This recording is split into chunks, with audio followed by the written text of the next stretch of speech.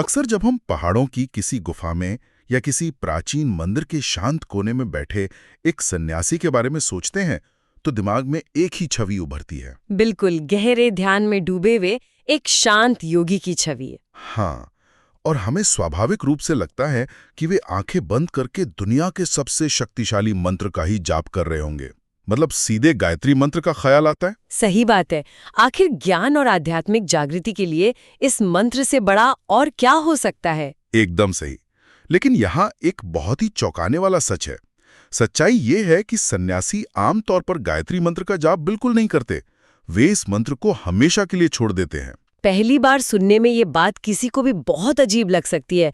मतलब जिस गायत्री मंत्र को साधना का सबसे मजबूत आधार माना गया है, उसे ही संन्यास दीक्षा प्राप्त करने वाले छोड़ देते हैं। और इसीलिए आज की इस चर्चा में हम अनीता अरविंद सराफ द्वारा रचित गायत्री चैतन्य में दी गई जानकारी के आधार पर इसी गहरे रहस्य को समझने वाले हैं। हमारा मिशन सिर्फ ये जानना नहीं है कि वे ऐसा करते हैं, बल्कि इसके पीछे काम करने वाले तार्किक और आध्यात्मिक कारणों की तह तक जाना है। तो इस रहस्य को सुलझाने के लिए मुझे लगता है कि सबसे पहले हमें संन्यास शब्द को ही गहराई से समझना होगा। आम धारणा तो यही है कि जिसने घर छोड़ दिया, भगवा वस्त्र पहन लिए, बस वो सन्यासी हो गया। लेकिन अनीता अरविंद सराफ के गायत्री चैतन्य में इसे बहुत अलग तरीके से परिभाषित किया गया है। देखिए, यह सिर्फ बाहरी दिखावा या जीवन शैली का बदलाव नहीं है। तो फिर सन्यास की असली परिभाषा क्या है? यह शब्द दो हिस्सों से बना है। पहला है सम्यक, जिसका अर्थ है पूरी तरह से, और दूसरा है न्यास, जिसका अर्थ है त्यागना। अच्छा, तो मतलब पूरी तरह से त्याग देना। लेकिन त्यागना क्या है? सबसे महत्वपूर्ण बात यही है, काम में कर्मों का पूरी तरह से त्याग।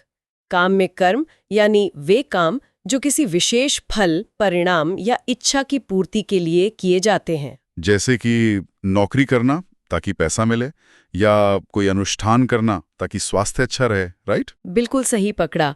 जब कोई व्यक्ति बिना किसी फल की अपेक्षा के पूर्ण वैराग्य के साथ कर्मों के फल की इच्छा को त्याग देता है, तो उस स्थिति को सन्यास कहते हैं।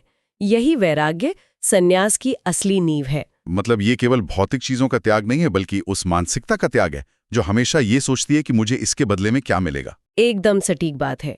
और अगर हम वर्ण आश्रम व्यवस्था को देखें तो जीवन को 4 चरणों में बांटा गया है: ब्रह्मचर्य, गृहस्थ, वानप्रस्थ और अंत में सन्यास। तो ये चौथा आश्रम पूरी तरह से आत्मज्ञान की खोज के लिए है ना? हाँ, और गायत्री चैतन्य में सन्यासियों के भी 4 प्रकार बताए गए हैं: कुटीचक, बहुदक, हंस और परमहंस। परमहंस तो सबसे सर्वोच्च अवस्था होती है शायद। बिल्कुल। परमहंस वह अवस्था है जहाँ व्यक्ति दुनिया में रहते हुए भी दुनिया से पूरी तरह अछूता रहता है। रुकिए एक मिनट, यहाँ एक बहुत दिलचस्प सवाल उठता है। हाँ? अगर सन्यास पूरी तरह से एक मानसिक अवस्था है, फलों की इच्छा का त्याग है, तो क्या इसके लिए घर छोड़कर जंगल जाना अनिवार्य है? ये बहुत अहम बिंदु है। मेरा मतलब है कि अगर कोई व्यक्ति अपने परिवार के बीच है लेकिन उसने ये वैराग्य पा लिया है, तो क्या वो सन्यासी नहीं कहलाएगा? गायत्री चैतन्य में इसका बहुत स्पष्ट उत्तर दिया गया है। सन्यास किसी जंगल में जाने का नाम नहीं है। यदि कोई व्यक्ति गृहस्थ जीवन में रहते हुए भी शम और दम यानी अपने मन और इंद्रियों पर पूर्ण नियंत्रण पा लेता है, तो वो भी सन्यासी ही है। अरे वाह, मतलब घर पे रहकर भी जीवन मुक्त हुआ जा सकता है। बिल्कुल। यदि वो पूर्ण शांति अपना लेता है और जीव तथा परमात्मा के मिलन की स्थिति तक पहुंच जाता है, जिसे जीवन मुक्त कहा गया है, तो उसे सन्यासी ही माना जाता है। कपड़े का रंग बदलना कतई जरूरी नहीं है। ये तो बहुत ही क्रांतिकारी विचार है। लेकिन ये बात मुझे वापस उसी सवाल पर ले जाती है। कौन सा सवाल? यही कि जब सन्यास एक आंतरिक स्थिति है और उसका लक्ष्य आध्यात्मिक उन्नति है, तो फिर ज्ञान के इतने बड़े स्रोत गायत्री मंत्र से उनका रास्ता अलग क्यों हो जाता है? गायत्री मंत्र का काम भी तो चेतना जगाना ही है। देखिए, इस अलगाव का मुख्य कारण गृहस्थ और सन्यासी के जीवन के बुनियादी उद्देश्यों का टकराव है। उद्देश्यों का टकराव? वो कैसे? इसे व्यावहारिक जरूरतों के नजरिए से देखना होगा। एक गृहस्थ व्यक्ति को समाज में रहना है, परिवार का भरण पोषण करना है, बच्चों को पढ़ाना है, संपत्ति की रक्षा करनी है। हाँ, उसे तो सांसारिक और आध्यात्मिक दोनों मोर्चों पर लड़ना पड़ता है। इसीलिए गृहस्थ गायत्री मंत्र का जाप व्याहृति के साथ करते हैं, यानी ओम भूर्भुवः स्वः। ये पूरा विस्तृत मंत्र उनके लिए एक समग्र रक्षा कवच का काम करता है।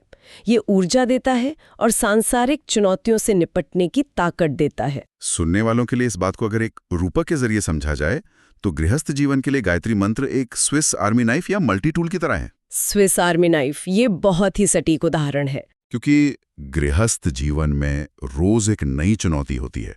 कभी आर्थिक समस्या, कभी सुरक्षा की चिंता, तो कभी मानसिक शांति चाहिए। ये मंत्र उन सभी अलग अलग तरह के पेचों को खोलने का काम करता है। एक ही टूल से कई काम। बिल्कुल। लेकिन सन्यासी के मामले में यह आवश्यकता ही खत्म हो जाती है। सन्यासी की जीवन शैली निरपेक्ष होती है। निरपेक्ष मतलब बिना किसी सांसारिक इच्छा के? हाँ, उन्हें किसी भौतिक वस्तु, सामाजिक प्रतिष्ठा या सुरक्षा की कोई अपेक्षा नहीं होती। उनका एकमात्र लक्ष्य मोक्ष और आत्मज्ञान है। तो जब सांसारिक इच्छाएं ही नहीं रहीं, तो उन जरूरतों को पूरा करने वाले विस्तृत मंत्र की भी क्या जरूरत? सही कहा। आपके स्विस आर्मी नाइफ वाले उदाहरण को ही आगे बढ़ाएं तो सन्यासी को अब उस मल्टीटूल की जरूरत नहीं है, क्योंकि उसे अब कोई पेंच नहीं कसना है। उसे बस एक ही सीधा रास्ता चाहिए जो सीधे ब्रह्मांडीय चेतना से जोड़ दे। ये बात तो काफी लॉजिकल लगती है कि उद्देश्यों के अंतर के कारण टूल बदल जाता है। लेकिन गायत्री चैतन्य के आधार पर मैंने देखा है कि ये सिर्फ एक मानसिक निर्णय नहीं है। इसी वास्तविकता में बदलने के लिए एक बहुत ही कठोर कर्मकांडीय प्रक्रिया होती है। मैंने स्वयं श्राद्ध के बारे में पढ़ा है। अपना ही अंतिम संस्कार करना, ये तो मनोवैज्ञानिक रूप से बहुत ही भारी और विचलित करने वाली प्रक्रिया लगती है। ये वास्तव में एक बहुत ही गंभीर प्रक्रिया है। जब कोई व्यक्ति औपचारिक रूप से संन्यास दीक्षा लेता है, तो वो केवल घर नहीं बदलता, वो अपनी पुरानी पहचान की मृत्यु को स्वीकार करता है। तो वो असल में अपने ही सांसारिक अस्तित्व और परिवार के लिए अंतिम संस्कार कर लेता है। बिल्कुल, सांसारिक दृष्टि से वो उसी क्षण मृत हो जाता है। उसका पुराना नाम, गोत्र सब खत्म। उसका नया जन्म एक शुद्ध आध्यात्मिक इकाई के रूप में होता है। और इसी प्रक्रिया में वे अपना जनेऊ भी उतार देते हैं, जिसे यज्ञोपवीत कहते हैं। हाँ, जनेऊ का विसर्जन करना इस प्रक्रिया का एक बहुत महत्वपूर्ण हिस्सा है। लेकिन यहाँ एक बड़ा सवाल खड़ा होता है, जनेऊ उतारने का गायत्री मंत्र से क्या कनेक्शन है? बहुत गहरा कनेक्शन है। उपनयन संस्कार के दौरान अग्नि को साक्षी मानकर जनेऊ धारण किया जाता है, जिससे व्यक्ति द्विज यानी दोबारा जन्म लेने वाला बनता है। और द्विज बनने पर ही उसे गायत्री मंत्र का अधिकार मिलता है। राइट। एकदम सही। लेकिन संन्यास लेते समय जब वो अपने पुराने जीवन का ही श्राद्ध कर चुका है, तो वो अग्नि कार्यों को भी छोड़ देता है और जनेऊ विसर्जित कर देता है। पर देखिए, क्या इतने शक्तिशाली मंत्र का अधिकार किसी एक भौतिक धागे पर निर्भर करता है? धागा उतारा और मंत्र की शक्ति खत्म, ये थोड़ा हजम करना मुश्किल लगता है। ये शंका होना स्वाभाविक है, लेकिन जनेऊ केवल एक सूत का धागा नहीं है। ये गृहस्थ आश्रम के कर्तव्यों और वैदिक कर्मों का एक प्रतीक है, एक तरह का कॉन्ट्रैक्ट है समाज के साथ। अच्छा, तो जब सांसारिक कर्तव्यों का ही त्याग कर दिया, तो उस कॉन्ट्रैक्ट से जुड़े मंत्र को जपने की जरूरत भी खत्म हो गई। बिल्कुल। इसे इस तरह मत देखिए कि गायत्री मंत्र की शक्ति कम हो गई, बल्कि ये इस बात की उद्घोषणा है कि साधक का मार्ग अब बदल चुका है। समझ गया, ये डिमोशन नहीं है, ये एक तरह का ग्रेजुएशन है। वो कॉन्ट्रैक्ट खत्म हो चुका है, इसलिए उस टूल की अब जरूरत नहीं है। बिल्कुल सटीक। तो फिर गहरे ध्यान में डूबे हुए वो सन्यासी आखिर किस धुनी पर अपना मन केंद्रित करते हैं? उनका नया टूल क्या है? वे गायत्री मंत्र के इस विस्तृत रूप को छोड़कर उसके मूल, उसके सबसे गहरे सार की ओर लौट जाते हैं। और वो सार है ओंकार, जिसे हम प्रणव भी कहते हैं। गायत्री चैतन्य के आधार पर इस बात को अगर विजुअल तरीके से सोचें तो ये वैसा ही है जैसे एक खिले हुए सुंदर फूल को निहारने के बजाय उस बीज पर ध्यान लगाना जिससे वो फूल पैदा हुआ है। क्या बात है! ये फूल और बीज का रूपक बहुत ही सुंदर है। गायत्री मंत्र अगर वो खिला हुआ फूल है, तो ओंकार वो मूल बीज है जिसमें उस पूरे फूल का अस्तित्व सिकुड़ा हुआ है। सन्यासी फूल की सुंदरता को छोड़कर बीज की उस असीमित ऊर्जा पर फोकस कर रहे हैं। आध्यात्मिक भाषा में इसे सगुण और निर्गुण उपासना कहते हैं। गायत्री मंत्र सगुण उपासना के करीब है, जिसमें एक रूप या प्रकाश की कल्पना होती है। और ओंकार निर्गुण उपासना है, निराकार ब्रह्म की साधना। बिल्कुल, इसमें कोई रूप नहीं है, रंग नहीं है, ये केवल अस्तित्व का शुद्ध नाद है। गायत्री चैतन्य के अनुसार उच्च स्तर के सन्यासी प्रतिदिन 12,000 मालाओं तक केवल ओंकार का जाप करते हैं। 12,000 मालाएं सिर्फ ओंकार की? ये तो इंसान की सामान्य क्षमता के बाहर लगता है। हाँ, 12,000 मालाओं का मतलब है कि उनका पूरा दिन, उनकी हर सांस सिर्फ उस एक नाद के इर्द गिर्द घूम रही है। वे पूरी तरह से उस कॉस्मिक फ्रीक्वेंसी में डूब जाते हैं। एकदम सही। वे सीधे ब्रह्मांड के आदि नाद से जुड़ जाते हैं। इसके लिए उन्हें किसी बाहरी साधन या आहुति की जरूरत नहीं होती। ये सब सुनकर एक सवाल और उठता है, क्या ये नियम सभी पर समान रूप से लागू होता है? मतलब क्या ये एकदम पत्थर की लकीर है? अध्यात्म में नियम अक्सर पत्थर की लकीर नहीं होते। गायत्री चैतन्य स्पष्ट करता है कि ये अलग-अलग परंपराओं या देशाचार यानी स्थान विशेष के रिवाजों पर निर्भर करता है। तो क्या कुछ सन्यासी अन्य मंत्र भी जप सकते हैं? हाँ, कुछ विशिष्ट परंपराओं में सन्यासी अपने गुरु के आदेश पर अन्य मंत्रों का जाप कर सकते हैं या पूर्णाहुति जैसे अग्नि कार्य में हिस्सा ले सकते हैं। अच्छा, ये तो सन्यासियों की बात हुई। जी लेकिन श्रोताओं के मन में, जो अपने घरों में बैठकर इसे सुन रहे हैं, एक सवाल आ सकता है जी, बताइए क्या सवाल? कि क्या सामान्य गृहस्थ भी गायत्री छोड़कर सीधे केवल ओंकार जप सकते हैं? मतलब हम सीधे बीच पर ही ध्यान क्यों न लगाएं? इसका उत्तर गायत्री चैतन्य में बहुत ही कड़ाई के साथ नहीं में दिया गया है। गृहस्थों को किसी भी स्थिति में केवल ओंकार का जाप करने की अनुमति नहीं है। ऐसा क्यों? सीधे बीच तक पहुंचने में क्या नुकसान है? नुकसान बीज में नहीं है, नुकसान गृहस्थ की अपनी जीवन स्थिति में है। गृहस्थ को समाज के बीच रहकर कई संघर्ष करने होते हैं।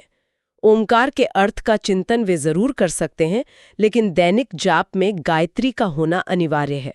मतलब उनकी जीवन की नाव को तूफानों से निकालने के लिए वो विस्तृत मंत्र ही पतवार का काम करता है? बिल्कुल। और नाव के इसी संदर्भ से इस पूरी चर्चा का सबसे गहरा निष्कर्ष सामने आता है। वो कैसे? देखिए, नदी पार करने के लिए नाव यानी गायत्री मंत्र की जरूरत होती है, जो आपको रोजमर्रा की कठिनाइयों से पार लगाती है। लेकिन एक बार जब किनारा मिल जाए तो सन्यासी उस नाव को सिर पर उठाकर नहीं घूमता। एकदम सही। गृहस्थ को उस नाव की जरूरत है, लेकिन जो ज्ञान के सागर को पार कर चुका है, वो स्रोत के साथ एक हो चुका है। उसे अब नाव की आवश्यकता नहीं। क्या बात है!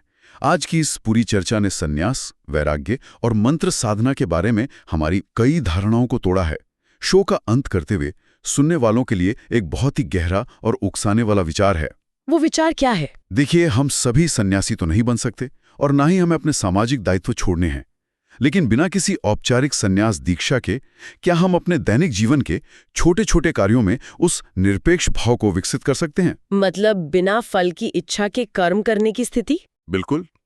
जरा सोचिए, अगर हम अपना हर काम, हर जिम्मेदारी बिना किसी स्वार्थ के पूरी लगन से करने लगे, तो क्या हमारा ये आम जीवन भी किसी महान सन्यास से कम होगा? क्या हम इसी शोर शराबे के बीच मानसिक रूप से जीवन मुक्त नहीं हो सकते? ये एक ऐसा विचार है जिस पर हम सबको अकेले में जरूर सोचना चाहिए।